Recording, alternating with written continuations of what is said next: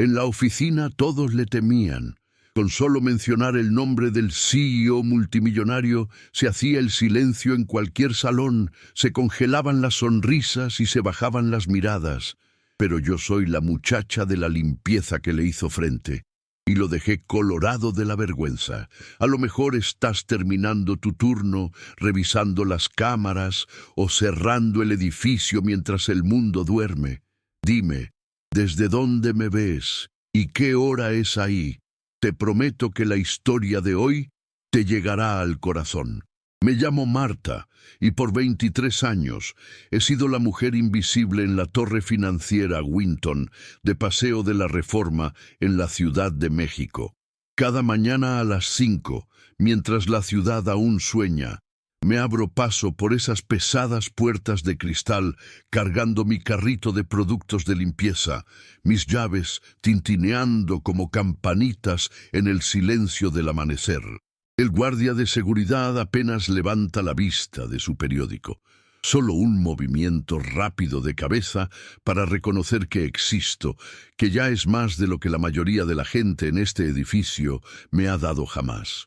Uso el mismo uniforme azul desteñido todos los días. Las mangas permanentemente arremangadas, mis manos ásperas y agrietadas de años de tallar pisos de mármol que cuestan más por metro cuadrado de lo que la mayoría gana en un mes. Mi reflejo en esas superficies pulidas siempre me sobresaltaba.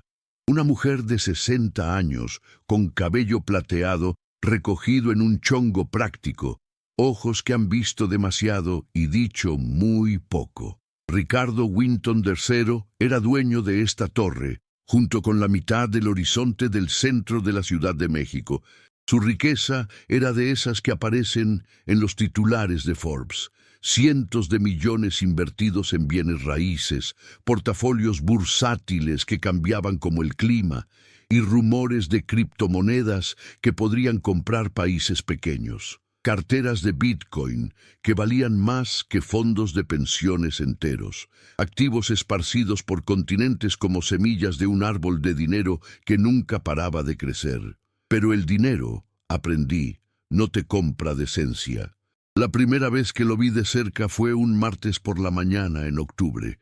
Yo estaba puliendo el piso 42 cuando las puertas del elevador se abrieron con ese suave ding que anunciaba llegadas importantes.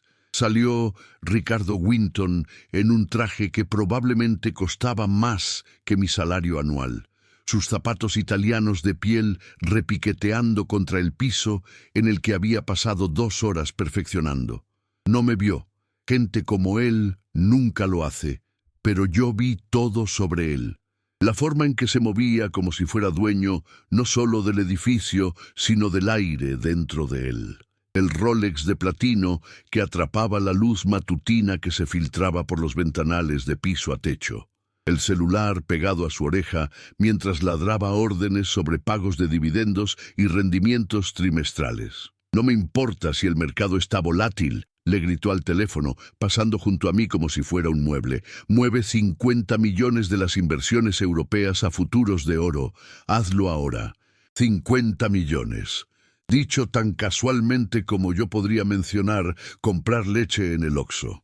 Ahí fue cuando supe que trabajaba en un mundo diferente. Uno donde mis luchas mensuales para pagar la renta ni siquiera registrarían como error de redondeo en sus cálculos diarios. Pero lo que aún no sabía era qué tan profundamente su mundo heriría el mío, qué tan sistemáticamente me quitaría pedazos de dignidad hasta que casi olvidé que alguna vez había tenido algo de dignidad. Verás, no siempre fui invisible. Allá en Xochimilco, donde crecí, la gente sabía mi nombre. Era Marta Hernández, la muchacha que ayudaba a su mamá con las kermes de la iglesia, que se casó joven y soñaba con una casita con jardincito y niños riéndose en el patio. La vida tenía otros planes. Mi marido se fue cuando nuestra hija Emma tenía 3 años, desapareciéndose como humo con promesas de mandar dinero que nunca llegaron. De repente era madre soltera, en una colonia con oportunidades limitadas y cuentas ilimitadas. El centro de la ciudad me llamaba como un faro distante. La ciudad grande significaba trabajos, posibilidades, la oportunidad de construir algo para Emma y para mí. Empaqué nuestras pocas pertenencias en un suru oxidado y manejé hacia el norte con esperanza en el corazón y 600 pesos en la bolsa.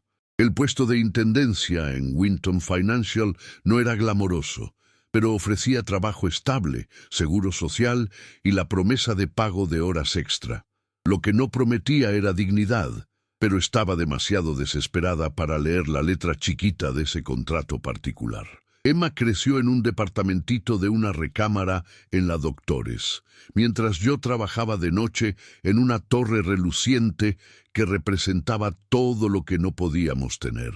Ella hacía tarea en la mesa de la cocina, mientras yo estaba 40 pisos arriba, vaciando botes de basura llenos de reportes de inversión desechados, que valían más que nuestro ingreso anual. Ella hizo amigos que nunca conocí. Fue a eventos escolares a los que no pude asistir. Celebró cumpleaños mientras yo tallaba salas de juntas donde hombres discutían sus terceras casas de vacaciones. La culpa me carcomía lentamente, como óxido en metal viejo. Cada festival perdido, cada cuento antes de dormir reemplazado por una llamada apresurada desde la oficina, cada «Mami tiene que trabajar esta noche», tallaba otra pequeña herida en mi corazón, pero me decía que era temporal. Estaba construyendo algo para nosotras. Mañana sería diferente. 23 años después, el mañana aún no llega. Los turnos de noche en Winton Financial empezaban a las 6 de la tarde y terminaban cuando se acababa el trabajo, generalmente como a las 3 de la mañana. El edificio se transformaba después del horario comercial. La energía urgente de los pisos de negociación daba paso a un silencio escalofriante, roto solo por el zumbido de los sistemas de ventilación y el rugido distante del tráfico nocturno de Reforma.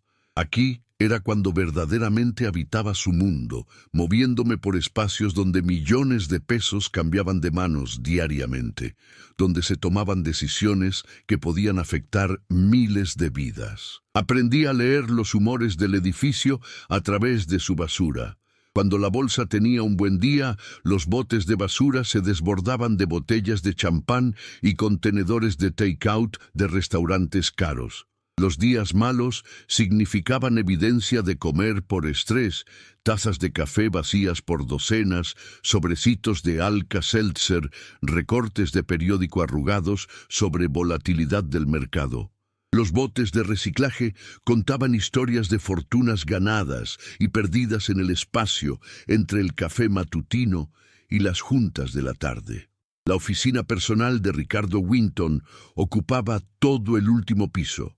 Un testimonio de riqueza que rayaba en lo obsceno. Candelabros de cristal colgaban de techos abovedados. Tapetes persas que pertenecían en museos cubrían pisos de madera pulida. Ventanales de piso a techo ofrecían una vista panorámica del horizonte de la Ciudad de México, con el zócalo extendiéndose hacia el horizonte como una promesa de escape. Su escritorio era del tamaño de mi mesa de cocina, hecho de lo que parecía una sola pieza de caoba, que probablemente costaba más que los carros de la mayoría. Reportes de inversión esparcidos por su superficie detallaban propiedades que se leían como una lección de geografía, intereses petroleros en Tabasco, acciones de tecnología en Guadalajara, desarrollos inmobiliarios en Polanco y cuentas en paraísos fiscales en lugares que no podía pronunciar. Números con tantos ceros que parecían números telefónicos. Pero lo que más me impactaba no era la riqueza en sí, era qué tan descuidadamente se trataba. Certificados bursátiles que valían millones tirados en la basura después de adquisiciones.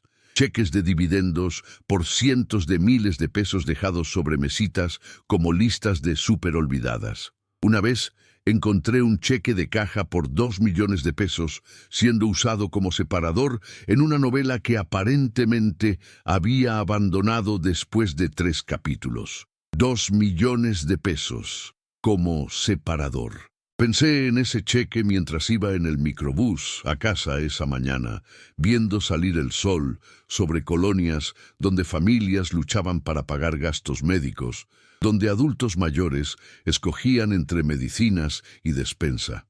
La desconexión era tan profunda que se sentía como vivir en 2 países diferentes que casualmente compartían el mismo código postal. Emma tenía 15 cuando empecé a cuestionar si el sacrificio valía la pena. Había crecido hasta ser una adolescente hermosa, con mi barbilla terca y los ojos oscuros de su padre, pero había una distancia entre nosotras que no se podía medir en kilómetros. Cuando le preguntaba sobre su día, se encogía de hombros y decía, «Bien», antes de retirarse a su cuarto. Cuando trataba de ayudar con la tarea, declinaba educadamente, ya habiendo encontrado soluciones por su cuenta. Estaba creciendo para ser autosuficiente por necesidad, y aunque me enorgullecía de su fortaleza, lamentaba la infancia que la independencia le había robado. Las juntas de padres de familia eran lo más difícil. Sentada en sillitas de plástico diseñadas para personas mucho más pequeñas, escuchando a maestros elogiar la inteligencia y madurez de Emma mientras cuidadosamente evitaban preguntas sobre por qué su mamá trabajaba de noche y dormía la mayoría de las tardes. Otros papás platicaban sobre entrenamientos de fútbol y clases de piano, creando un tapiz de vida familiar normal que Emma y yo observábamos desde afuera. «Es muy responsable», me dijo la maestra Patty, su profesora de español, durante una junta particularmente dolorosa. «A veces me preocupa que sea demasiado seria para una niña de su edad. Tiene amigos, pasatiempos». Quería explicar que los pasatiempos requerían tiempo y dinero que no teníamos, que los amigos significaban pijamadas y fiestas de cumpleaños que chocaban con mi horario de trabajo. En cambio, sonreí y asentí y prometí fomentar más actividades sociales, sabiendo que era otra promesa que probablemente no podría cumplir. Las Navidades eran especialmente brutales. Mientras la oficina de Ricardo Winton se llenaba de arreglos florales caros y canastas de regalo de clientes agradecidos, Emma y yo celebrábamos la Navidad con un arbolito artificial de la farmacia y regalos comprados durante las liquidaciones postnavideñas del año anterior.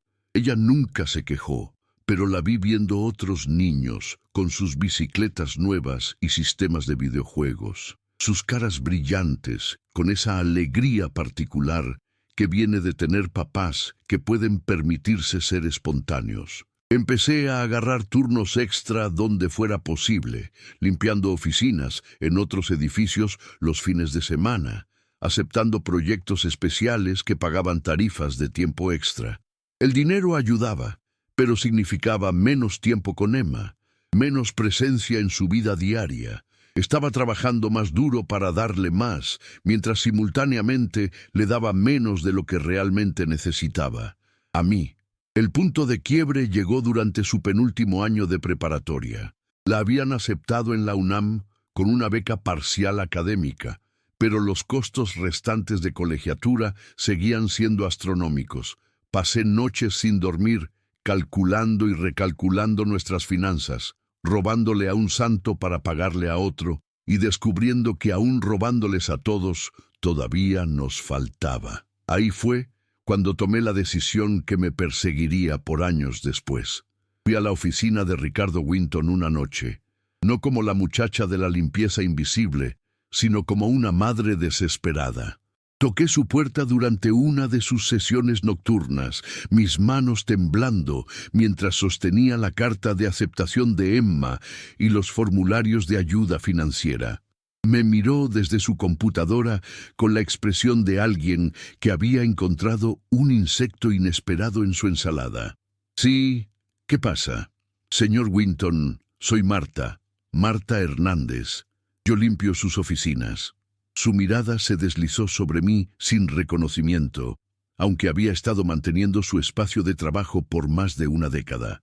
Y las palabras se atropellaron en una avalancha de desesperación y esperanza. Le conté sobre Emma, sobre su beca, sobre la brecha que no podíamos cerrar. No estaba pidiendo caridad, expliqué. Me preguntaba si habría trabajo adicional disponible, proyectos especiales, cualquier cosa que pudiera ayudarnos a alcanzar nuestra meta. Escuchó con la paciencia de alguien esperando un elevador, checando su reloj 2 veces durante mi presentación tambaleante. Cuando terminé, se recargó en su silla de piel y me estudió con ojos que no tenían malicia ni bondad, solo completa indiferencia. Señora Hernández, Marta Hernández. Cierto, señora Hernández, estoy seguro de que su hija es muy inteligente, pero no estoy en el negocio de financiar los sueños de otras personas. Tal vez debería considerar una universidad pública primero, abrirse camino poco a poco, formación de carácter, ¿entiende? Formación de carácter. Como si Emma no hubiera estado formando carácter cada día de su vida, aprendiendo a ser independiente porque su mamá estaba ocupada construyendo su fortuna, mientras descuidaba las necesidades de su propio hijo. Salí de su oficina con mi orgullo hecho pedazos y mi esperanza extinguida. Emma asistiría a la UNAM.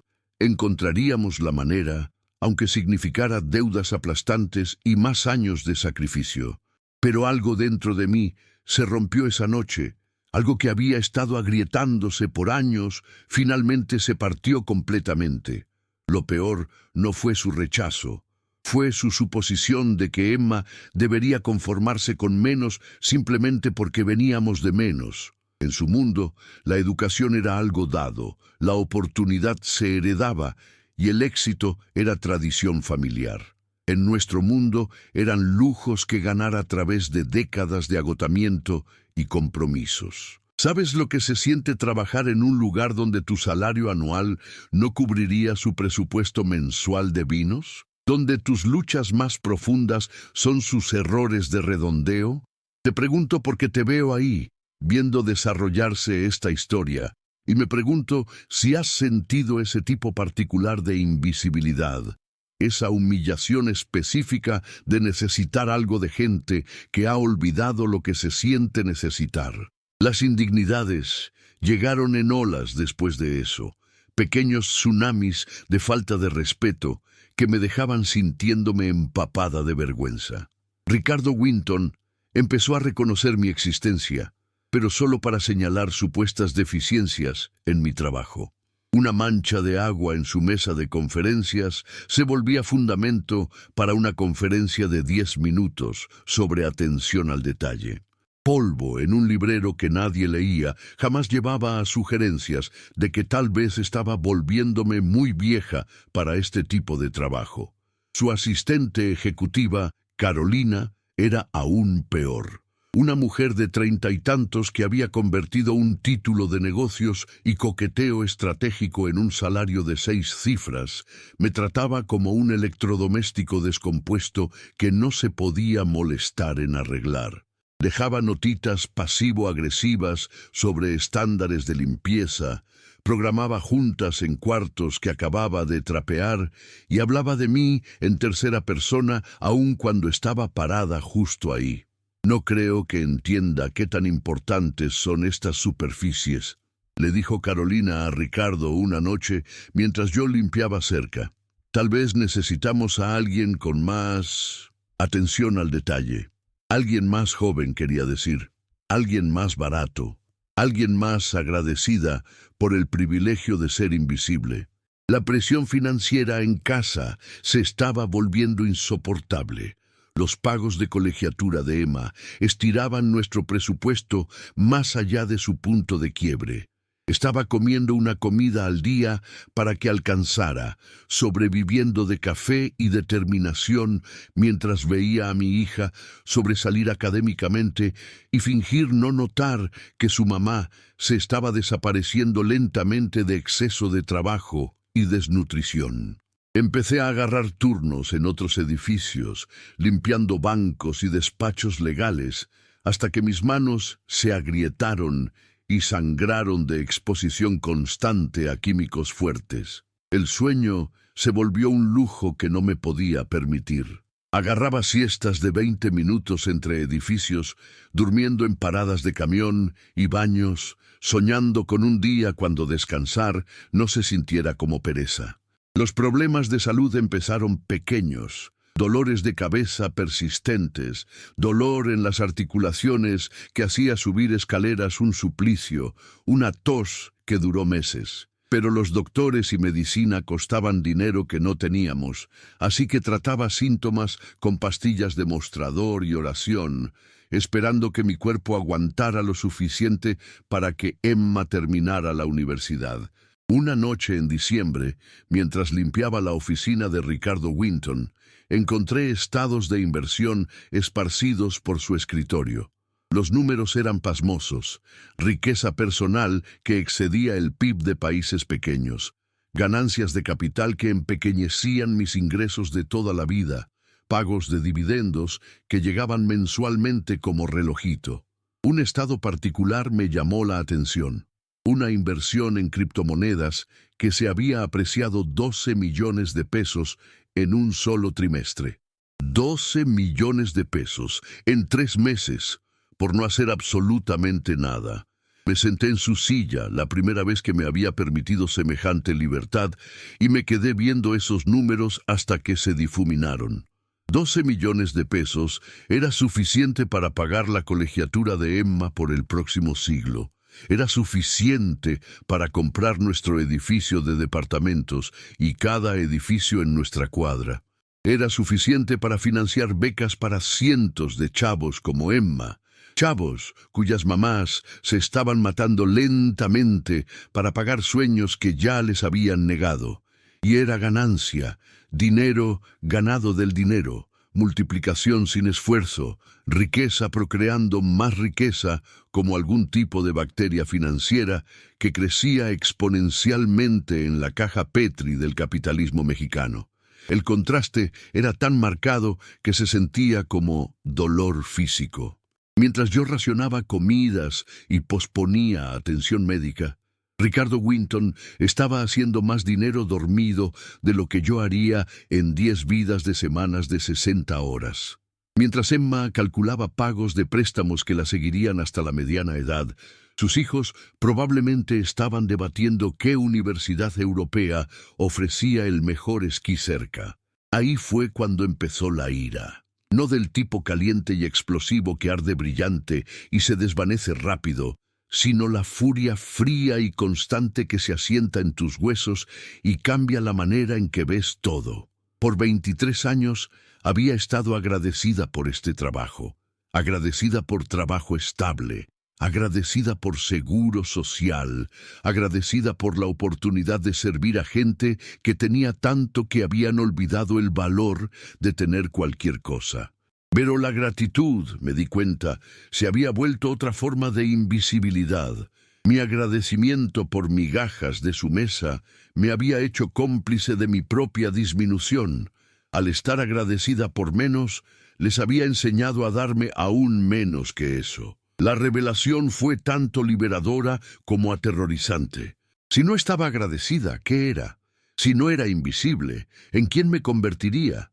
Después de 2 décadas de definirme a través del servicio a otros, la perspectiva de existir por mi propio bien se sentía como lanzarse de un acantilado a la oscuridad. Pero Emma estaba viendo. Aun cuando fingía no notar mi agotamiento, aun cuando actuaba como si el estrés financiero fuera normal, estaba aprendiendo cómo ser mujer viéndome a mí. Y me di cuenta con claridad cristalina que le estaba enseñando a disculparse por existir, a estar agradecida por migajas, a hacerse más pequeña para que otras personas se sintieran más grandes. Esa no podía ser mi legado. Esa no podía ser su herencia. La oportunidad de cambio llegó, irónicamente, a través del mismo descuido que caracterizaba su riqueza. Estaba vaciando la basura de Ricardo Winton una noche cuando encontré documentos que obviamente había planeado triturar, registros financieros de una firma de inversión internacional, correspondencia sobre cuentas en paraísos fiscales, estrategias fiscales que parecían bailar en el mero borde de la legalidad.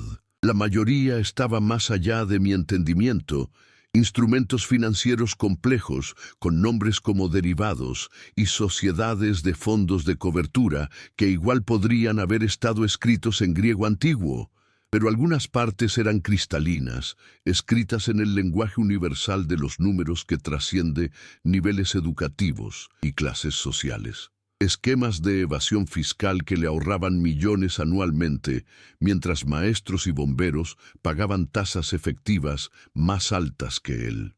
Estrategias de inversión que se beneficiaban de colapsos del mercado inmobiliario, que dejaban familias sin hogar, mientras él cobraba ingresos pasivos que podrían financiar ciudades pequeñas. Era todo legal, técnicamente, inmoral y socialmente destructivo, pero perfectamente legal. El tipo de legal que requiere ejércitos de abogados y contadores para mantener.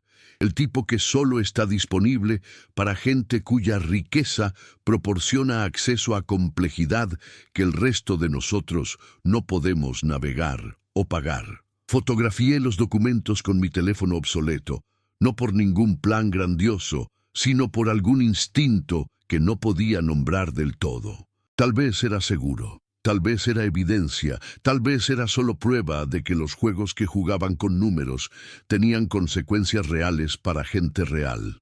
Lo que no me di cuenta era que esas fotografías se convertirían en el fundamento de mi liberación.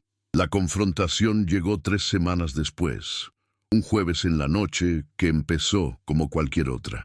Estaba limpiando la sala de juntas donde Ricardo Winton había pasado la tarde en reuniones con sus asesores financieros, discutiendo estrategias de inversión y posiciones fiscales. El cuarto todavía olía a puros caros y arrogancia. Carolina apareció en la entrada con su expresión usual de desdén apenas contenido. «Marta, el señor Winton quiere verte en su oficina». Mi estómago se contrajo con ansiedad familiar. Citatorios nocturnos a su oficina generalmente significaban quejas sobre mi trabajo, amenazas sutiles sobre reemplazo, recordatorios de mi prescindibilidad. Seguí a Carolina por el pasillo como una prisionera caminando hacia la ejecución, mi carrito chirriando detrás de mí como banda sonora de mi humillación. Ricardo Winton estaba sentado detrás de su escritorio masivo, estudiando reportes financieros con la concentración de un general planeando estrategia militar. No volteó cuando entré, dejándome parada incómodamente en la entrada, como una niña esperando ser disciplinada. «Has estado aquí mucho tiempo, Marta», dijo finalmente, todavía sin verme a los ojos. 23 años, señor Winton. 23 años. Repitió el número como si estuviera probando vino considerando su añada. Esa es bastante inversión de tiempo. Inversión. Todo era transaccional para él, aún las relaciones humanas medidas en términos de retorno de capital. He estado pensando sobre eficiencia últimamente, continuó, finalmente alzando la vista de sus papeles. Análisis costo-beneficio, retorno de inversión, ese tipo de cosas. Mis manos agarraron el mango de mi carrito tan fuerte que mis nudillos se pusieron blancos. Esta era la conversación que había estado temiendo por meses, la que donde mi edad se volvía un pasivo, donde mis años de servicio se volvían razón para despido en lugar de respeto. Me preguntaba si serías más feliz en otro lugar, dijo con el tono de alguien ofreciendo un regalo. En algún lugar con estándares menos exigentes. A veces la gente supera sus posiciones, ¿entiendes? No es nada personal, nada personal. Como si 23 años de mi vida, de la infancia de Emma, sacrificada a su comodidad, de dignidad intercambiada por empleo estable, pudieran descartarse como decisión de negocios impersonal. Algo dentro de mí se quebró. No se rompió, sino que se enfocan como lente de cámara, encontrando claridad perfecta después de años de borrosidad. Pensé en Emma, en la mujer que le estaba enseñando a ser a través de mi ejemplo. Pensé en las fotografías escondidas en mi casillero, en los millones de pesos sentados en cuentas en paraísos fiscales, mientras familias como la mía luchaban por sobrevivir. Pensé en estar agradecida por migajas de mesas que yo había puesto y limpiado y mantenido por más de 2 décadas. Señor Winton, dije, mi voz sorprendentemente estable. Antes de que discutamos mi futuro aquí, creo que deberíamos hablar del suyo. Se veía confundido, como si los muebles hubieran empezado a hablar de repente. ¿Perdón? Metí la mano en el bolsillo de mi uniforme y saqué mi teléfono, desplazándome a las fotografías que había tomado de sus documentos financieros desechados. Su confusión se transformó en alarma mientras reconocía su propio membrete, su propia firma, sus propias maniobras financieras cuidadosamente escondidas, mostradas en la pantalla quebrada de mi teléfono. Estas son lectura interesante, dije, todavía maravillándome de la firmeza de mi propia voz, especialmente las partes sobre obligación fiscal y posesiones en paraísos fiscales. Me imagino que el CAT las encontraría educacionales. El color se drenó de su cara como agua de una presa rota. Ricardo Winton, maestro del universo, multimillonario manipulador de mercados y hombres, de repente se veía como lo que era bajo toda esa armadura de riqueza y privilegio, un hombre asustado que había construido su fortuna en cimientos que no podían resistir escrutinio. Esos son documentos privados. Tomar fotografías es robo. ¿En serio? Ladeé la cabeza, considerando, porque estaban en la basura. Propiedad abandonada, creo que le dicen los abogados. Increíble lo que tira la gente cuando cree que nadie está viendo.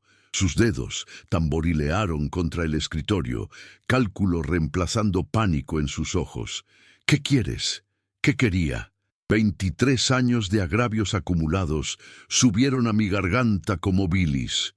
Respeto, reconocimiento, justicia, dignidad, una disculpa por cada desaire, cada desprecio, cada momento que me había hecho sentir menos que humana.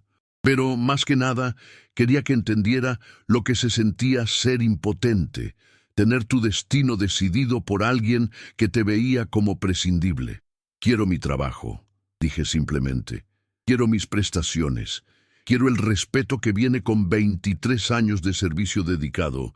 Y quiero un aumento, uno significativo, con fecha retroactiva para cubrir los aumentos por costo de vida que debí haber recibido hace años. Si me niego, entonces creo que varias agencias gubernamentales estarían muy interesadas en estos documentos. El CIT, la CONDUCEF, tal vez algunos comités del Congreso que se enfocan en evasión fiscal por individuos ricos. Me imagino que los medios también los encontrarían fascinantes. Nos quedamos viendo de frente a través de su escritorio masivo, los roles de depredador y presa de repente invertidos. Por primera vez en nuestra larga relación, Ricardo Winton verdaderamente me vio, no como ayuda invisible, no como mano de obra prescindible, sino como una persona con poder que podía afectar su vida.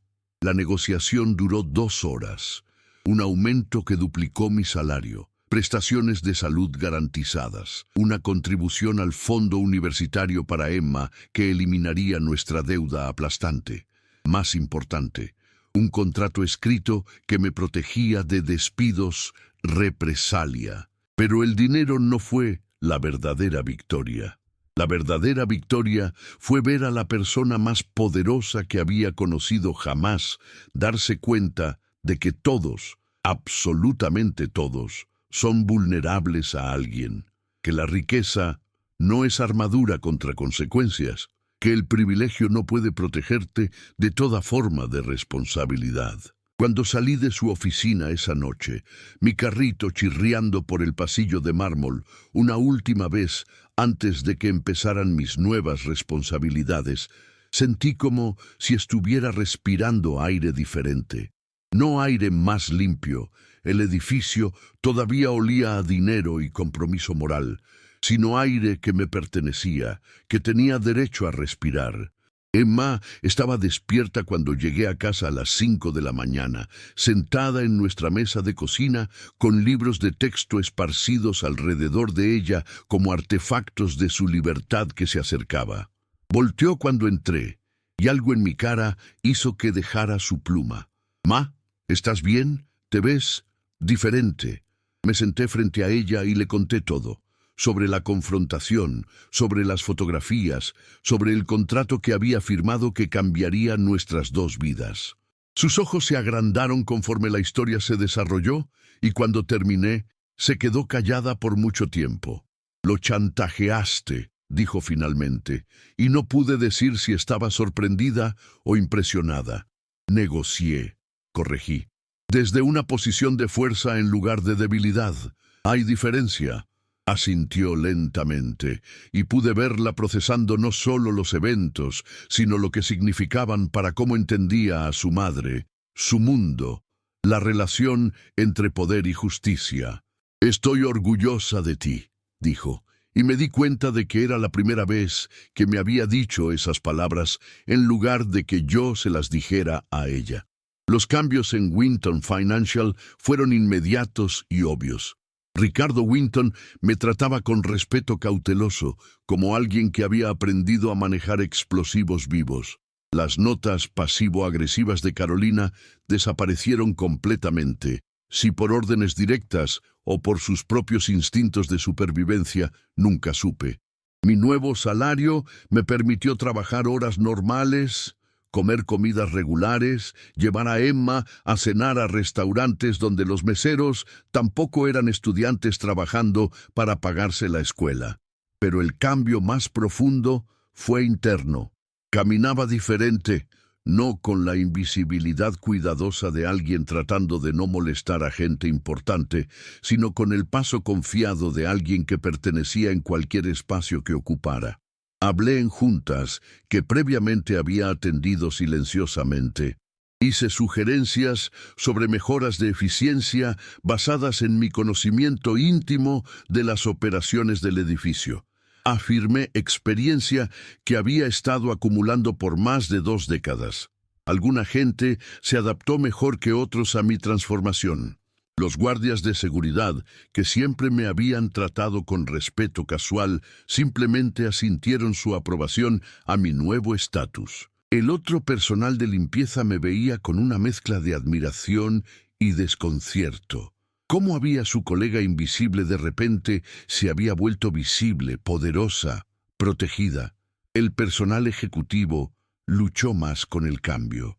Años de tratarme como mueble humano no se revierten rápidamente, y varios de ellos parecían genuinamente confundidos por mi transformación repentina de proveedor de servicios a colega. Juntas de directorio, donde una vez había vaciado botes de basura silenciosamente, ahora incluían mi aportación en asuntos operacionales. La transformación de Emma fue igualmente notable.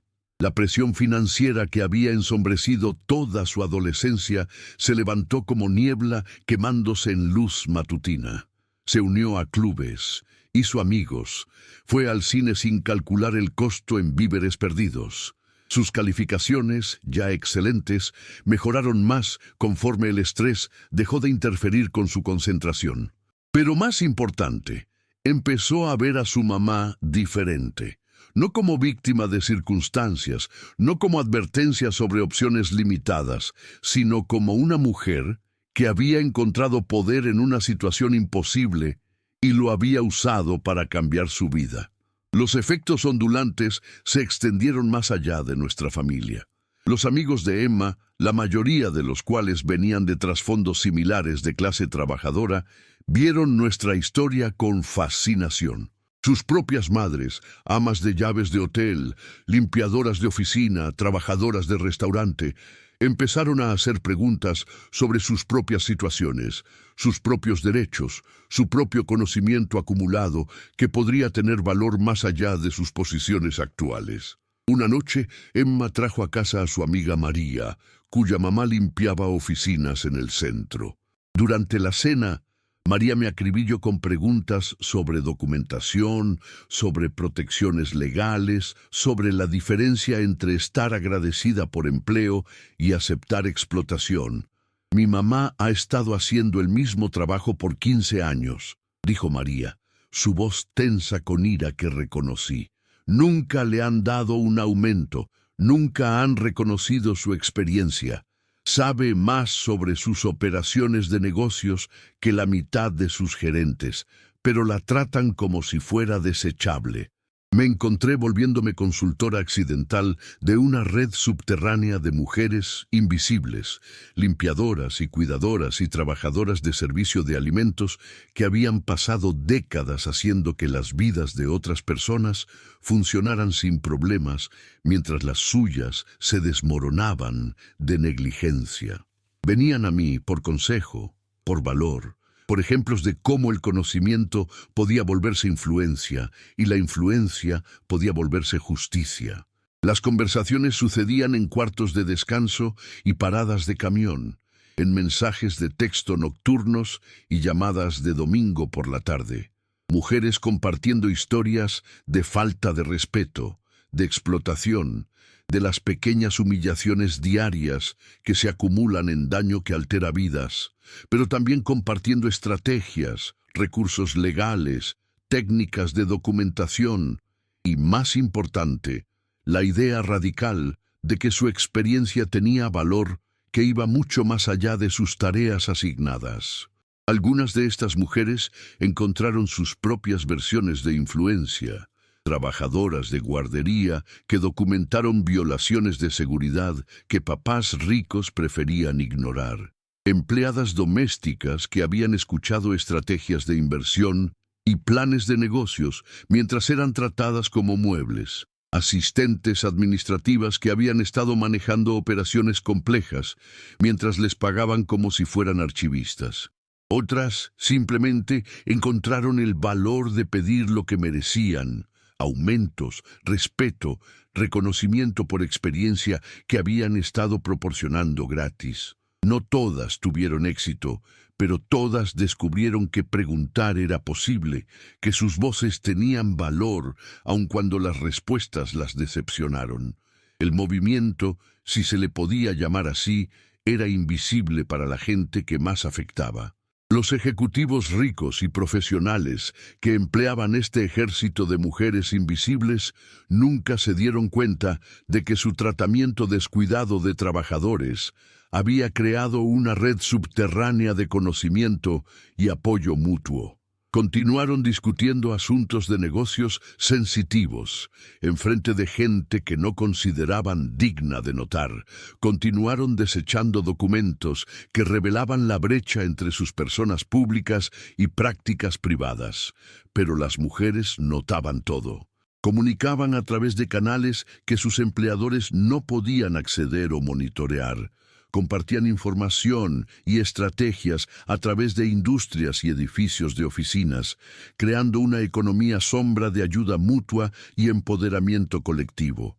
Mi propia situación continuó mejorando.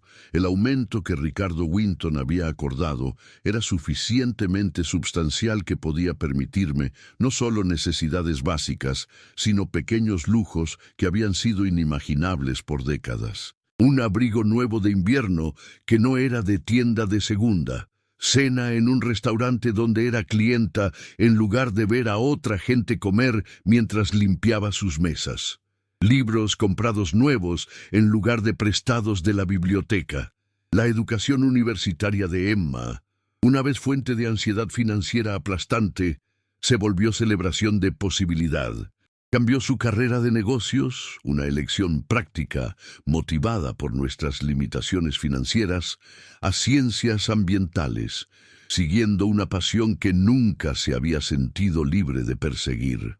Sus calificaciones reflejaron no solo inteligencia, sino la alegría que viene de estudiar algo que amas en lugar de algo que crees que deberías. Pero el cambio más significativo fue en nuestra relación.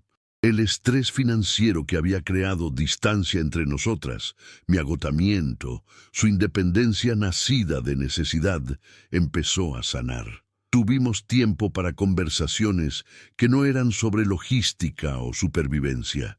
Descubrimos intereses compartidos en películas viejas y programas de reality terribles. Desarrollamos chistes internos y tradiciones que no tenían nada que ver con llegar a fin de mes. Una noche, como 6 meses después de mi confrontación con Ricardo Winton, Emma y yo estábamos caminando junto a Xochimilco, viendo la puesta del sol pintar el agua en tonos de oro y rosa.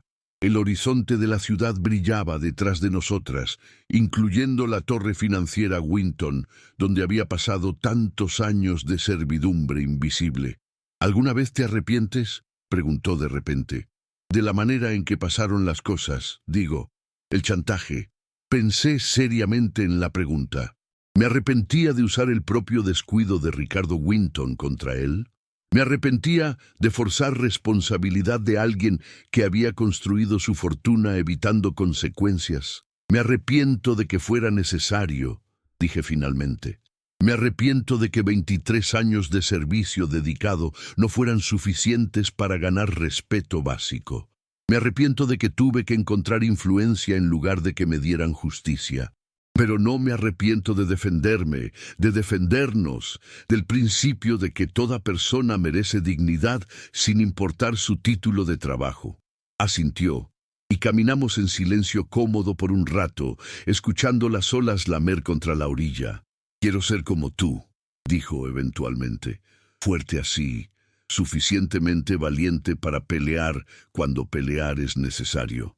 Ya lo eres, le dije, y lo decía en serio.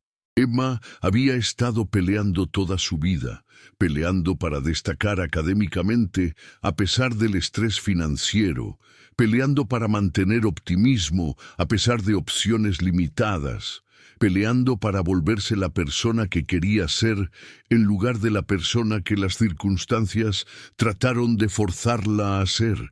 El año pasó rápidamente. Emma se graduó summa cum laude y fue aceptada a posgrado con una beca completa. Su propuesta de investigación sobre justicia ambiental había impresionado al comité de selección y sospechaba que su ensayo personal sobre crecer en la clase trabajadora de Ciudad de México había proporcionado contexto que hizo sus logros académicos aún más notables. En su ceremonia de graduación, sentada en la audiencia en la UNAM, pensé en todos los momentos que me había perdido a través de los años, obras de teatro escolares y juntas de papás, y celebraciones de hitos adolescentes, pospuestos o perdidos por obligaciones de trabajo. Este momento se sintió como compensación por todos ellos, una culminación que justificaba cada sacrificio. Pero más que eso, se sintió como vindicación de la elección que había hecho de dejar de ser invisible. El éxito de Emma era su propio logro, pero mi transformación había creado espacio para que persiguiera sueños que parecían imposibles cuando estábamos atrapadas en ciclos de desesperación financiera e invisibilidad social. Ricardo Winton apareció en la ceremonia de graduación, junto con otros donadores ricos cuyas contribuciones financiaban varios programas universitarios. Me vio en la audiencia y asintió, no con calidez, sino con el reconocimiento de alguien que había aprendido a respetar a un oponente. Nuestra relación había evolucionado a algo como detente, entendimiento mutuo cauteloso basado en límites claros y consecuencias. Nunca se había disculpado por los años de falta de respeto, nunca había reconocido que su trato hacia mí había estado mal. Pero disculpas no era lo que había estado buscando. Lo que había querido era cambio, y el cambio había llegado. Las secuelas de mi transformación continuaron ondulándose hacia afuera en maneras que no había anticipado. Noticias de mi éxito se esparcieron por la red de mujeres invisibles que mantenían funcionando las oficinas de Chicago. Algunas trataron de replicar mi estrategia exactamente, buscando documentos desechados y evidencia de hipocresía. Otras encontraron aproximaciones más creativas para afirmar su valor y exigir respeto. Medios locales empezaron a cubrir historias sobre trabajadoras domésticas y limpiadoras de oficina que habían negociado exitosamente mejores condiciones. Organizadores laborales empezaron a contactar servicios de limpieza y compañías de mantenimiento de edificios, ayudando a trabajadores a entender sus derechos y ejercer su poder colectivo. Una profesora de sociología en la Universidad de Chicago me contactó sobre participar en investigación sobre trabajo invisible y desigualdad económica. Estaba estudiando las experiencias de mujeres que realizaban trabajo esencial mientras permanecían socialmente invisibles y quería entender cómo algunos individuos lograban romper barreras que atrapaban a otros. Las entrevistas fueron extensas y emocionalmente desafiantes. Hablar sobre décadas de falta de respeto y lucha financiera requirió que revisitara memorias dolorosas que había pasado años tratando de olvidar.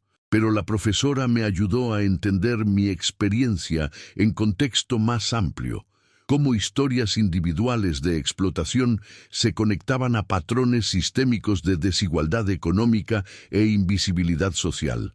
La investigación se volvió parte de un libro sobre trabajadoras domésticas y de servicio en ciudades americanas, y mi historia se volvió un capítulo en una narrativa más grande sobre cómo la desesperación económica crea vulnerabilidad que empleadores rutinariamente explotan. Leer mi experiencia en lenguaje académico fue tanto validante como extraño. Ver dolor personal traducido a marcos teóricos y análisis estadísticos. Pero el resultado más significativo fue conocer otras mujeres cuyas historias hacían paralelo a la mía.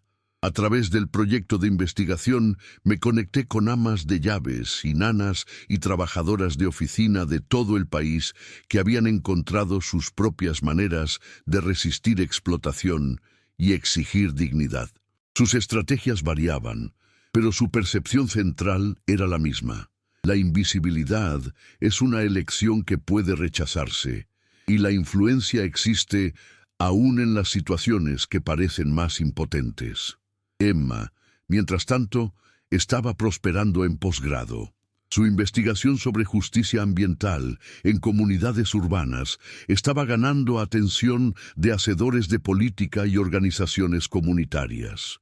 Había encontrado su vocación en trabajo que combinaba experiencia científica con activismo social, dirigiéndose a las maneras en que problemas ambientales afectaban desproporcionalmente a comunidades de clase trabajadora como en la que había crecido. Su éxito vindicaba cada elección que había hecho, cada riesgo que había tomado. La hija que había crecido viendo a su mamá ser invisible, se había vuelto una mujer joven cuya voz tenía peso en círculos académicos y de política. La niña que había aprendido autosuficiencia por necesidad se había vuelto investigadora, cuyo trabajo podría ayudar a otras familias a evitar las luchas que habían definido nuestras vidas. Pero el éxito, aprendí, no borra la historia. Los años de estrés financiero habían dejado cicatrices psicológicas que sanaban lentamente. Emma a veces se cachaba calculando costos para compras que podía pagar fácilmente, hábitos de escasez que persistían a pesar de circunstancias cambiadas. Yo me encontraba acumulando pequeños lujos, comida extra, días de vacaciones sin usar, dinero en cuentas de ahorro, como si la abundancia pudiera desaparecer tan de repente como había llegado.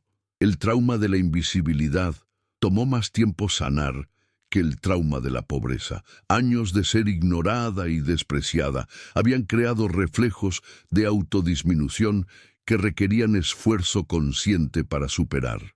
En juntas, todavía a veces, esperaba permiso para hablar antes de recordar que mi opinión tenía valor, sin importar si alguien la pedía o no. En restaurantes, todavía me sentía sorprendida cuando meseros me trataban como clienta digna de atención, en lugar de alguien a procesar eficientemente. Pero la sanación estaba sucediendo, lenta e imperfectamente. Cada día traía pequeñas victorias sobre patrones arraigados de autoduda y gratitud reflexiva por respeto básico. Cada afirmación exitosa de mi valor hacía la siguiente más fácil. El 5º aniversario de mi confrontación con Ricardo Winton pasó quietamente. Lo marqué no con celebración, sino con reflexión sobre qué tan completamente había cambiado mi vida. La mujer ansiosa y agotada que había pasado décadas disculpándose por existir, había evolucionado a alguien que esperaba justicia y exigía dignidad como derechos básicos en lugar de privilegios ganados. Emma estaba terminando su PhD y había aceptado una posición con la Secretaría de Medio Ambiente, donde su investigación influenciaría directamente política que afectaba comunidades como en la que habíamos luchado por tantos años. Su trabajo representaba la posibilidad de que transformación individual pudiera contribuir a cambio sistémico, que liberación personal pudiera servir justicia más amplia. Estaba considerando retiro temprano, no por necesidad financiera, sino por el lujo de elección. Mi cuenta de ahorros, una vez no existente, luego mínima, ahora substancial, proporcionaba opciones que habían sido inimaginables durante décadas de supervivencia de quincena a quincena. Podía escoger trabajo basado en interés y valores en lugar de desesperación y deuda. La ironía no se me escapaba de que mi seguridad finalmente venía de la riqueza de Ricardo Winton, redirigida a través de una combinación de influencia y justicia en lugar de gratitud y caridad. El dinero que me había oprimido por décadas se había vuelto el fundamento de mi liberación, pero solo después de que había dejado de estar agradecida por migajas y empecé a exigir mi parte justa de la mesa. Un martes en la noche en octubre, exactamente 6 años después de que había notado por primera vez a Ricardo Winton, caminando pasándome como si fuera un mueble, estaba limpiando mi escritorio en Winton Financial, preparándome para mi último día de trabajo. El edificio se veía igual, pero mi relación con él había sido completamente transformada.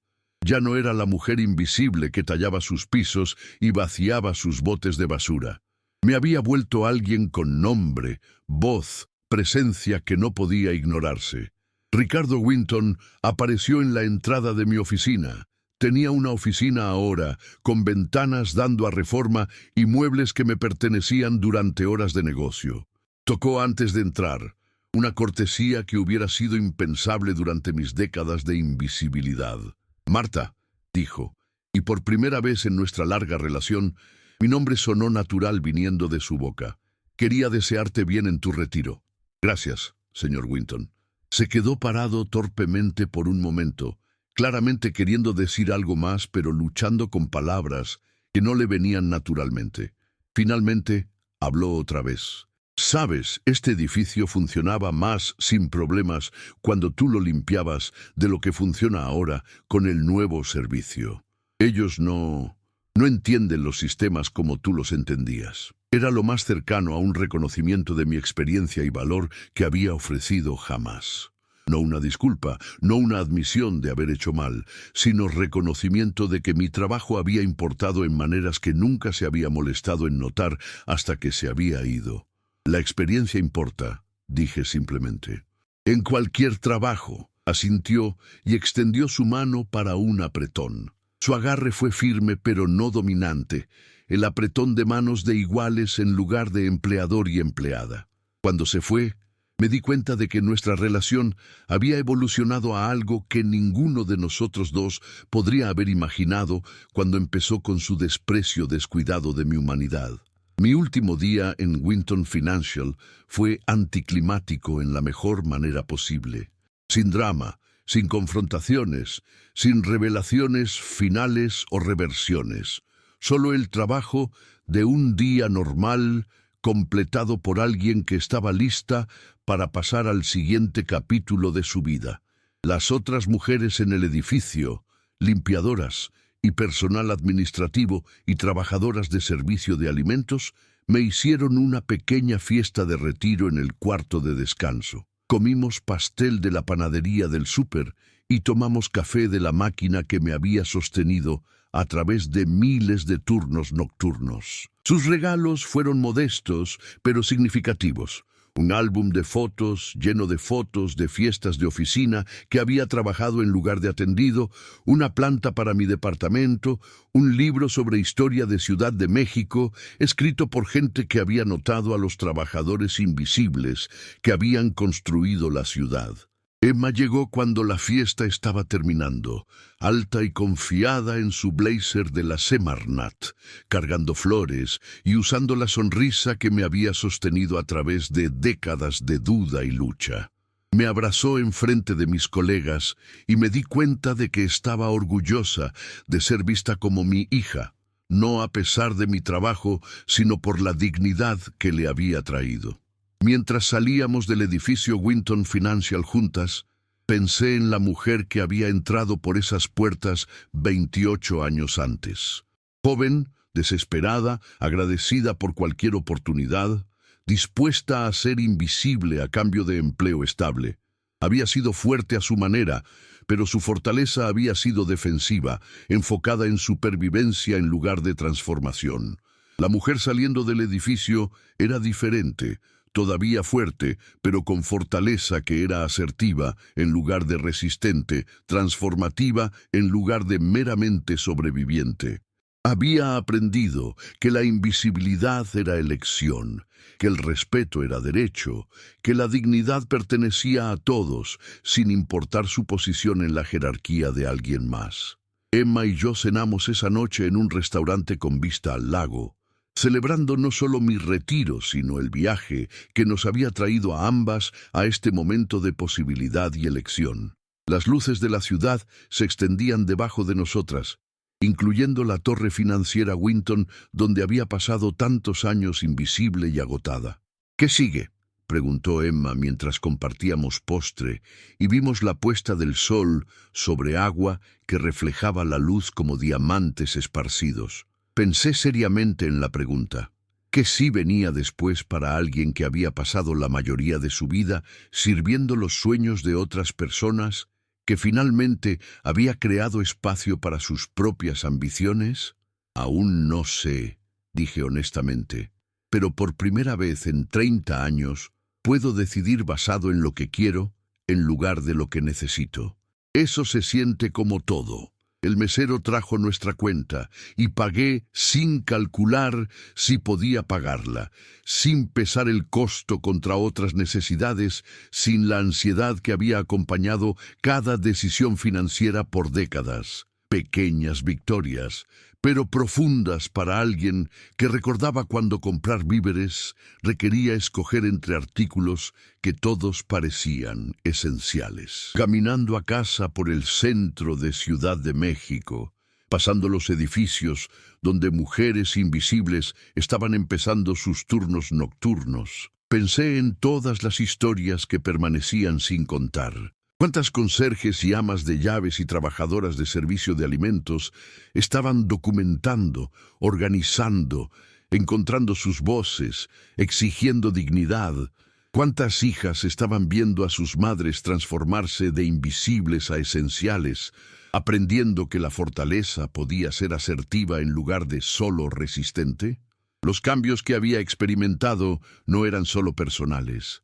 Eran parte de transformaciones más grandes sucediendo en ciudades por todo el país, mientras trabajadoras invisibles descubrían su poder y lo usaban para exigir justicia en lugar de caridad, respeto en lugar de gratitud, dignidad como derecho en lugar de privilegio. Mi historia estaba terminando, pero también estaba empezando. La mujer que había sido invisible por tanto tiempo finalmente estaba lista para ser vista en sus propios términos, para usar su voz para causas que importaban, para vivir la segunda mitad de su vida tan audazmente como había vivido la primera mitad cuidadosamente. En casa, en mi departamento, hipoteca pagada temprano con mi salario aumentado, renovado con dinero que había ganado en lugar de prestado, hice té y me senté junto a la ventana, viendo la ciudad. En algún lugar ahí afuera, Mujeres estaban limpiando oficinas y cuidando niños y sirviendo comida, realizando el trabajo esencial que mantenía todo lo demás funcionando mientras permanecían mayormente invisibles ellas mismas. Pero la visibilidad, había aprendido, era elección. El reconocimiento era algo que podía exigirse en lugar de esperarse. La dignidad pertenecía a todos y a veces tenías que pelear por lo que ya era tuyo. El teléfono sonó. Otra mujer de otro edificio, haciendo preguntas sobre documentación e influencia y el valor requerido para dejar de estar agradecida por menos de lo que merecías. Respondí, lista para compartir lo que había aprendido, lista para ayudar a alguien más, descubrir que la invisibilidad podía rechazarse y el poder podía reclamarse aún desde posiciones que parecían impotentes. Afuera de mi ventana, la ciudad brillaba con luces de edificios, donde gente invisible estaba haciendo todo lo demás posible, pero cada vez más no se quedaban invisibles. Estaban encontrando sus voces, reclamando su espacio, exigiendo su dignidad. Y esa transformación, lenta pero inevitable, personal pero colectiva, era tal vez lo más valioso que había ayudado a crear. No solo mi propia liberación, sino una red de mujeres que habían aprendido a ver su propio valor y pelear por reconocimiento que había sido retenido demasiado tiempo. La historia estaba lejos de terminar. De hecho, apenas estaba comenzando. 3 años después de mi retiro, recibí una llamada que redirigiría mi libertad recién encontrada hacia algo que no había esperado. La voz del otro lado era joven, nerviosa, hablando en español rápido antes de cambiar a español con acento. Señora Hernández, mi nombre es Rosa Mendoza. María, la amiga de Emma, me dio su número. Trabajaba en la Torre del Milenio en el centro. Creo que necesito ayuda. Dejé mi café matutino y le di toda mi atención a Rosa. Su historia se derramó en fragmentos, 5 años limpiando oficinas en uno de los edificios más caros de Ciudad de México, viendo a su supervisor sistemáticamente subreportar sus horas para evitar pagar tiempo extra, siendo testigo de violaciones de seguridad que la gerencia ignoraba porque sistemas de ventilación apropiados costarían demasiado dinero. Nos tratan como si no existiéramos, dijo Rosa, su voz quebrándose, como si no fuéramos gente. Ayer pregunté sobre el seguro médico que prometieron cuando me contrataron. Dijeron que tal vez debería buscar trabajo en otro lado si no estoy contenta.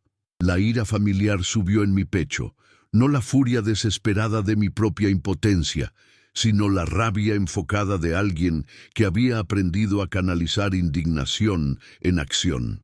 La historia de Rosa era mi historia, repetida en otro edificio, con jugadores diferentes, pero dinámicas idénticas de explotación y desprecio. Rosa, dije, ¿puedes encontrarte conmigo para almorzar mañana? Y trae cualquier documentación que tengas, talones de pago, horarios, cualquier cosa que te hayan dado por escrito. Al día siguiente, sentada frente a Rosa en un café pequeño cerca de su departamento, me vi a mí misma 20 años antes. Los mismos ojos agotados, la misma gratitud cuidadosa por reconocimiento básico, el mismo miedo de que hablar les costaría el trabajo que apenas sostenía a su familia.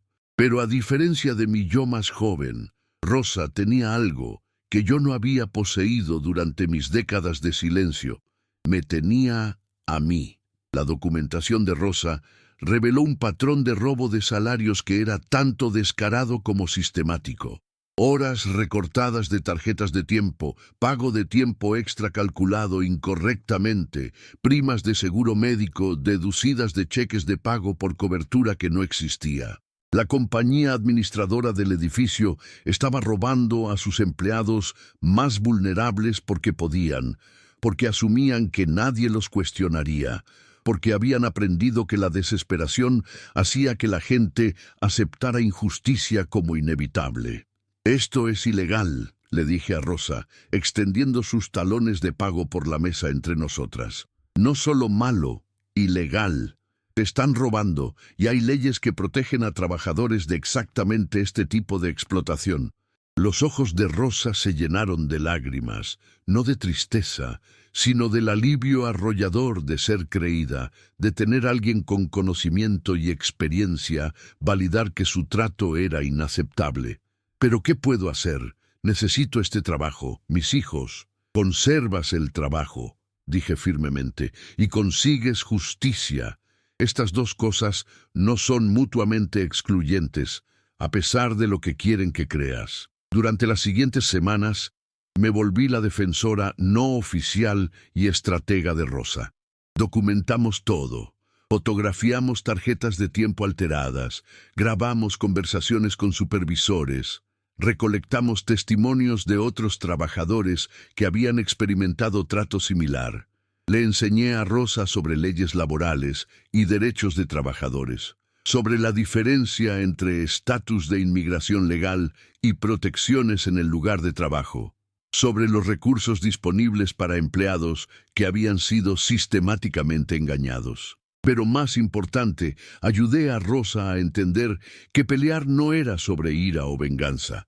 Era sobre dignidad y justicia, sobre rehusarse a dejar que la desesperación la hiciera cómplice de su propia explotación. El caso que construimos fue sólido como roca. Robo de salarios afectando no solo a Rosa, sino docenas de otros trabajadores. Violaciones de seguridad que ponían en peligro empleados y ocupantes del edificio. Evasión fiscal a través de gastos de nómina subreportados. Fraude de seguro, involucrando cobertura de salud fantasma. La compañía administradora del edificio había creado una empresa criminal disfrazada de operaciones legítimas de negocios. Rosa presentó quejas con la Secretaría del Trabajo, la Comisión Nacional de Seguridad y Salud en el Trabajo y la Oficina del Procurador General del Estado. Medios locales cubrieron la historia, atraídos por la disparidad dramática entre el edificio de oficinas de lujo donde trabajaban ejecutivos y el abuso sistemático de los trabajadores que lo mantenían. La investigación se movió rápidamente una vez que autoridades entendieron el alcance de las violaciones. La documentación de Rosa proporcionó un mapa que llevó a investigadores a evidencia de esquemas similares en otros edificios manejados por la misma compañía.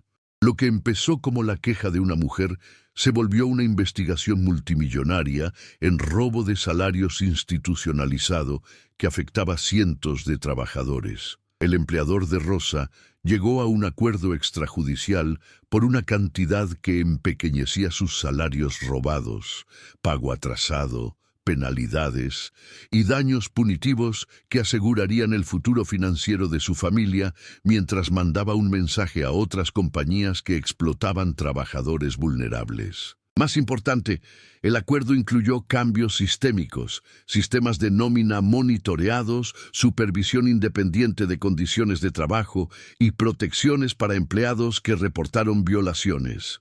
La victoria fue personal para Rosa, pero sus implicaciones se extendieron mucho más allá de su caso individual. Noticias del acuerdo se esparcieron por la red de trabajadoras invisibles que había ayudado a crear, inspirando a otras mujeres a documentar sus propias experiencias y exigir responsabilidad de empleadores que las habían tratado como desechables. Me encontré más ocupada en mi retiro de lo que había estado durante mis años trabajando.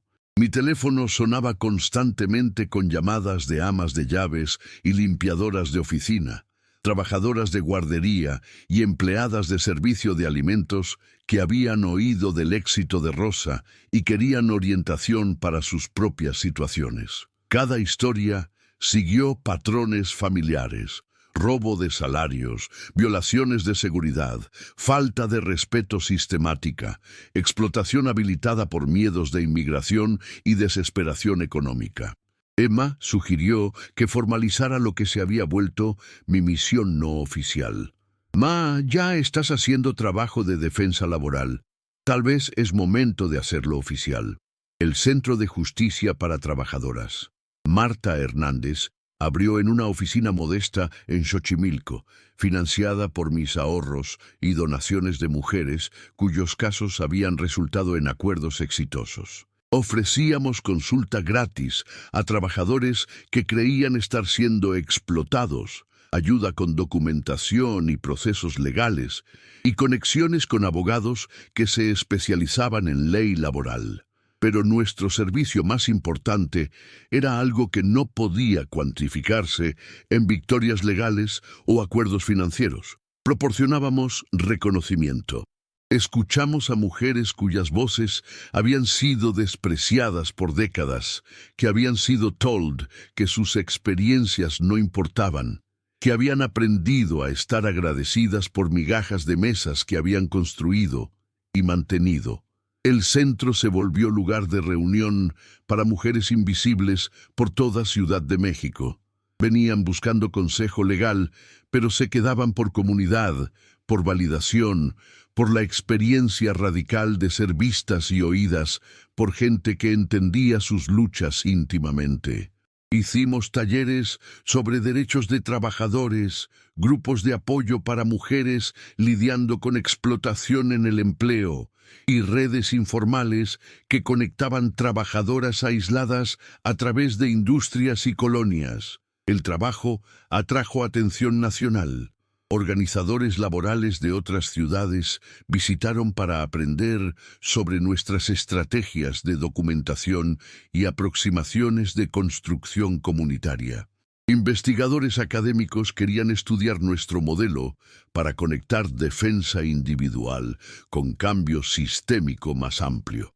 Hacedores de política buscaron aportación en legislación diseñada para fortalecer protecciones para trabajadores vulnerables. Testifiqué ante comités del Congreso sobre robo de salarios y explotación en el lugar de trabajo, compartiendo no solo estadísticas, sino historias. El caso de Rosa, mi propia experiencia en Winton Financial, las docenas de mujeres que habían encontrado sus voces a través de nuestro centro. Lo personal se volvió político. Transformación individual contribuyó a acción colectiva y trabajadores invisibles empezaron a ganar visibilidad en discusiones de política que previamente habían ignorado su existencia. Emma, ahora establecida en su carrera en Semarnat, tomó orgullo en ver la transformación de su madre de víctima a defensora a voz nacional para justicia en el lugar de trabajo.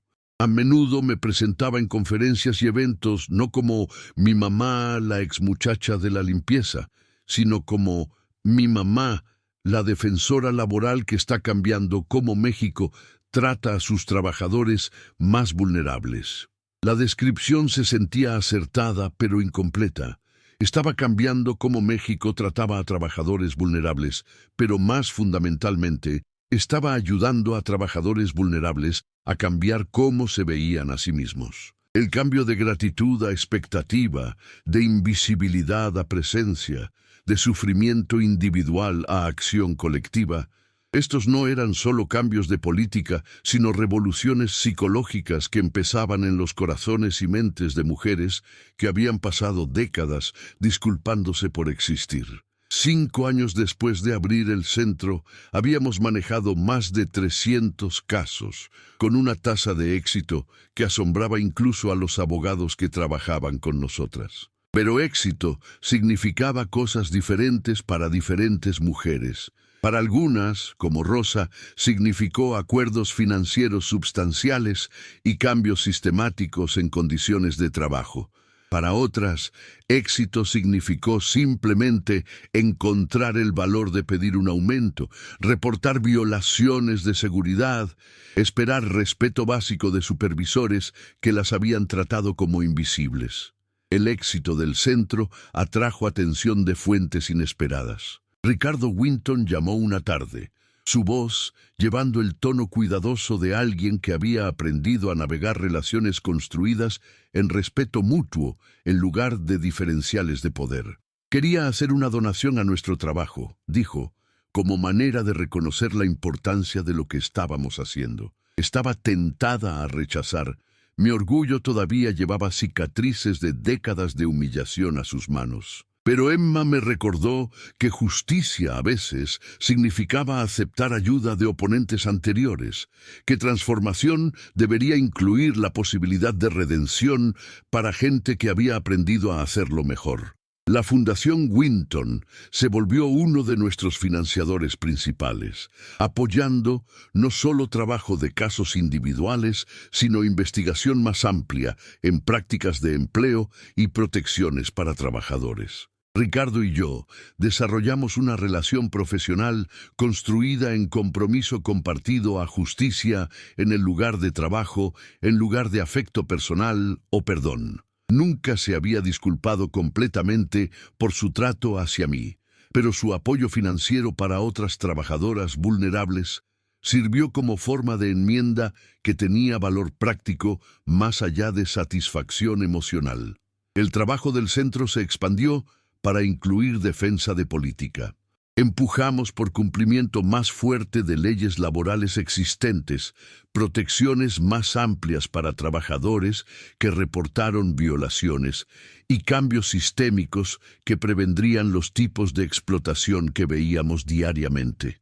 Nuestras historias de éxito se volvieron estudios de caso en audiencias legislativas, evidencia de que inversión en protecciones de trabajadores generaba beneficios económicos que se extendían mucho más allá de empleados individuales. Una victoria particularmente significativa involucró legislación que requirió que compañías proporcionaran talones de pago detallados y mantuvieran sistemas de tiempo transparentes. Reformas que prevendrían el robo de salarios que había afectado a Rosa y incontables otras mujeres.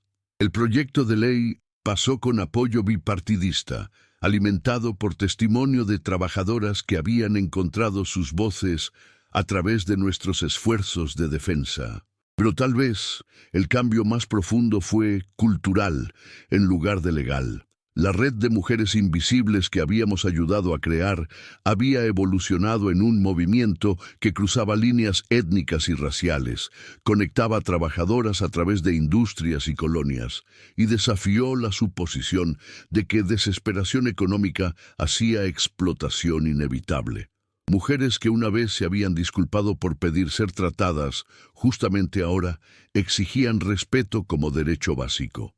Empleadas que una vez habían aceptado abuso porque necesitaban trabajos, ahora entendían que necesitar trabajo no requería aceptar maltrato.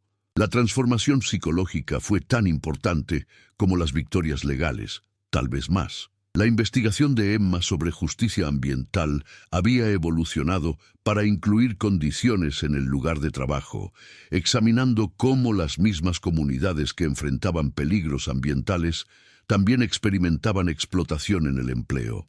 Su trabajo conectó mi defensa laboral con preguntas más amplias de justicia social, demostrando cómo varias formas de desigualdad se reforzaban entre sí en maneras que afectaban familias enteras y comunidades. En una conferencia donde ambas éramos oradoras, ella presentando investigación sobre racismo ambiental, yo discutiendo defensa laboral, vi a mi hija comandar atención de académicos y hacedores de política con la misma confianza que había mostrado de niña, pero ahora amplificada por experiencia y propósito. La niña, que había crecido viendo a su mamá ser invisible, se había vuelto mujer cuya voz tenía peso en cuartos, donde se tomaban decisiones importantes. Durante la sesión de preguntas y respuestas, alguien preguntó sobre la relación entre nuestro trabajo, sobre cómo justicia ambiental y laboral se conectaban. Emma me vio antes de responder y vi en su expresión no solo respeto profesional, sino orgullo personal. Mi mamá me enseñó que la justicia no es abstracta, dijo, es personal. Es sobre gente específica en situaciones específicas que merece dignidad y respeto. Ya sea que estemos hablando de exposición tóxica o robo de salarios, el principio subyacente es el mismo. Todos merecen ser tratados como completamente humanos, sin importar su estatus económico o posición en la jerarquía de alguien más. La audiencia aplaudió, pero sentí el significado más profundo de sus palabras. La hija que había aprendido independencia por necesidad había crecido hasta alguien que entendía interdependencia como fortaleza, que veía historias individuales como parte de patrones más grandes, que requerían acción colectiva para cambiar. En el 10º aniversario de mi confrontación con Ricardo Winton, el centro organizó una celebración que atrajo cientos de mujeres cuyas vidas habían sido tocadas por nuestro trabajo. Exclientas que habían ganado acuerdos hablaron sobre cómo victorias legales habían cambiado las circunstancias de sus familias. Clientas actuales compartieron historias de encontrar valor para hablar, de descubrir que sus experiencias importaban, de aprender a esperar justicia en lugar de solo esperarla. Rosa, ahora organizadora comunitaria ella misma, me presentó como la mujer que me enseñó que estar agradecida y ser explotada no son lo mismo. Sus palabras capturaron algo esencial sobre la transformación que todas habíamos experimentado. El cambio de gratitud defensiva a expectativa asertiva, de sufrimiento individual a acción colectiva. La celebración incluyó reconocimientos para aliados que habían apoyado nuestro trabajo, abogados que habían tomado casos por contingencia, periodistas que habían cubierto nuestras historias, políticos que habían sido campeones de legislación de protección de trabajadores. Ricardo Winton recibió reconocimiento por el apoyo de su fundación, y cuando se acercó al podio, me pregunté qué diría sobre nuestra historia complicada. Hace 10 años, empezó, Marta Hernández me enseñó algo que debí haber aprendido mucho antes en la vida, que todos, en una organización contribuyen a su éxito y todos merecen reconocimiento por esa contribución. El trabajo que hace ahora ayuda a otros empleadores a aprender esa lección sin experimentar el tipo de confrontación que fue necesaria para captar mi atención. No era exactamente una disculpa, pero era reconocimiento. Más importante, era reconocimiento público de que mi trabajo tenía valor, que la mujer invisible que una vez había despreciado se había vuelto alguien cuya experiencia comandaba respeto. La ironía de recibir elogios de mi torturador anterior era rica, pero la validación era significativa sin importar su fuente. La oradora principal de la noche era una oficial federal que había trabajado en política laboral por 3 décadas. Habló sobre cambios sistémicos en cómo agencias gubernamentales investigaban violaciones en el lugar de trabajo, cómo técnicas de documentación pioneras por nuestro centro se habían vuelto prácticas estándar en cumplimiento laboral, cómo historias individuales de explotación habían contribuido a entendimiento más amplio de desigualdad económica. El Centro de Justicia para Trabajadoras Marta Hernández representa algo revolucionario, dijo. No solo porque ayuda a trabajadores individuales a buscar justicia, sino porque demuestra que esos trabajadores son ellos mismos expertos en condiciones del lugar de trabajo, que sus experiencias proporcionan datos esenciales para hacer política, que sus voces pertenecen en conversaciones sobre justicia económica. Mientras escuchaba su discurso, reflexioné en la distancia que había viajado desde esa noche cuando me había sentado en la silla de Ricardo Winton, viendo estados de inversión que revelaban la brecha entre su riqueza y mi desesperación. La mujer enojada y agotada que había fotografiado esos documentos no podría haber imaginado que su acto de documentación desesperada evolucionaría en una aproximación sistemática a defensa en el lugar de trabajo que ayudó a cientos de otras mujeres a encontrar sus voces. La celebración terminó con compromisos en lugar de felicitaciones. Mujeres prometieron continuar organizando en sus lugares de trabajo, apoyar compañeras de trabajo, enfrentando explotación, votar por candidatos que priorizaban políticas de protección de trabajadores. Lo personal se había vuelto político, Transformación individual había contribuido a acción colectiva y trabajadores invisibles habían ganado visibilidad que podía generar cambio duradero. Emma me encontró después del evento, mientras recogía flores y reconocimientos y los restos acumulados de reconocimiento público. Me ayudó a cargar todo a mi carro, el mismo sedán compacto que había comprado con mi primer aumento de Winton Financial, todavía funcionando confiablemente después de años de servicio fiel. «Estoy orgullosa de ti, Ma», dijo mientras manejábamos por el centro de Ciudad de México hacia mi departamento. «No solo esta noche, sino todo. La manera en que peleaste por ti misma, la manera en que has peleado por otras personas, la manera en que convertiste tu propio dolor en liberación de otras personas». Sus palabras significaron todo para mí, más que los reconocimientos, más que el reconocimiento público, más que los cambios de política que habíamos logrado. El respeto de Emma validó no solo mi trabajo, sino las elecciones que había hecho, los riesgos que había tomado, la transformación de víctima agradecida a defensora asertiva.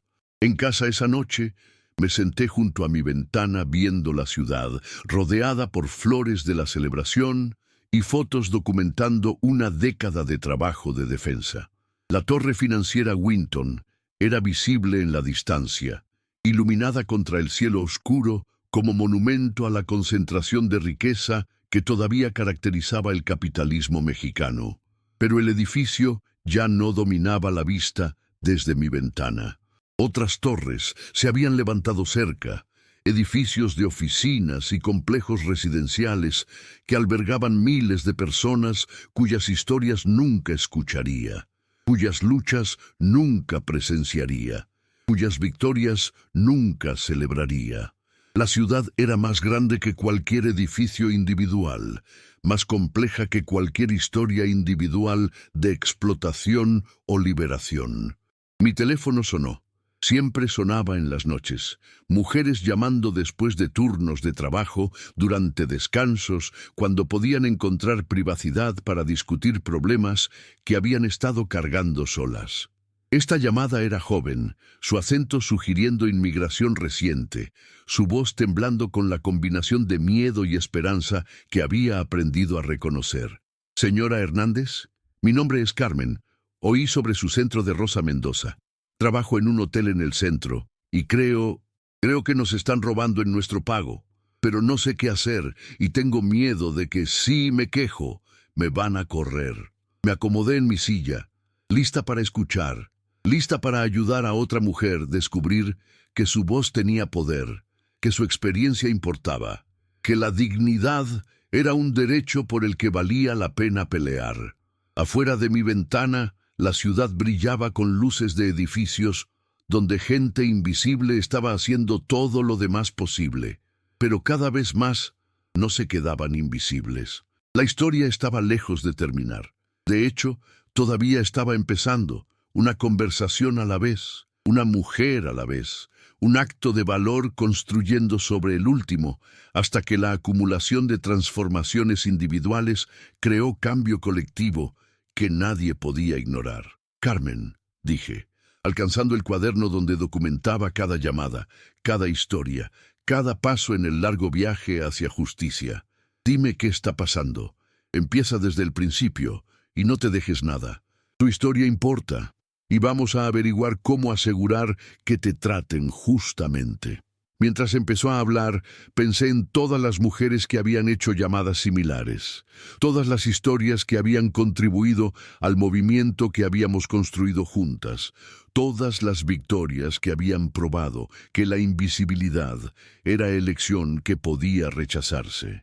Mañana traería nuevos desafíos, nuevos casos, nuevas oportunidades para ayudar a trabajadores vulnerables a descubrir su propio poder. Pero esta noche solo estaba la voz de Carmen en mi oído, otra mujer lista para dejar de estar agradecida por menos de lo que merecía, otra trabajadora invisible preparándose para reclamar su lugar legítimo en la promesa mexicana de dignidad y justicia para todos.